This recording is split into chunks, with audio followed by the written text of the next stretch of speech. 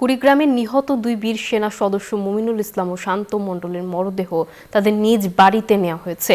এই মুহূর্তে সেখানে আছেন আমাদের সহকর্মী হুমায়ুন কবির সূর্য। সরাসরি যুক্ত হব তার সঙ্গে। সূর্য, এখন সেখানে কি অবস্থা দেখছেন, বিস্তারিত আমাদেরকে জানাবেন।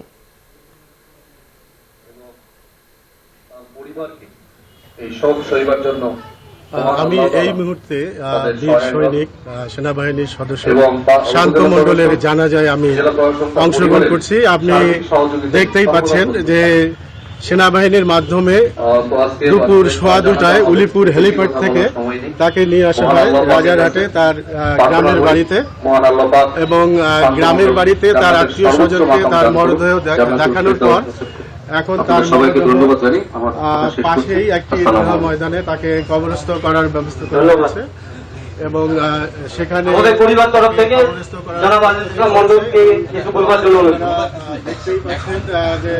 সেখানে পরিবারের লোকজন সহ সম্মানিত উপস্থিতি, আমি শান্ত মণ্ডলের এনসিপির নেতৃবৃন্দ এবং এলাকার জনগণ এই কার্যক্রমে সবাই শান্ত মণ্ডলকে আমাদের গ্রামে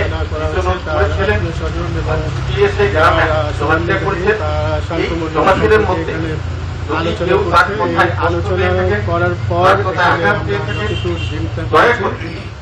এখানে নামাজে জানাজা অনুষ্ঠানে হওয়ার পর তার বাড়িতে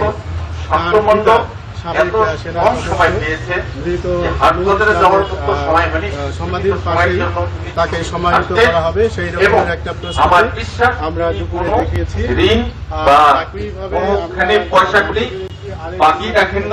যদি কেউ ইসলাম অজান্তে পেয়ে থাকেন, তার অজান্তে কেউ পেয়ে থাকেন, আমাদেরকে জানাবেন।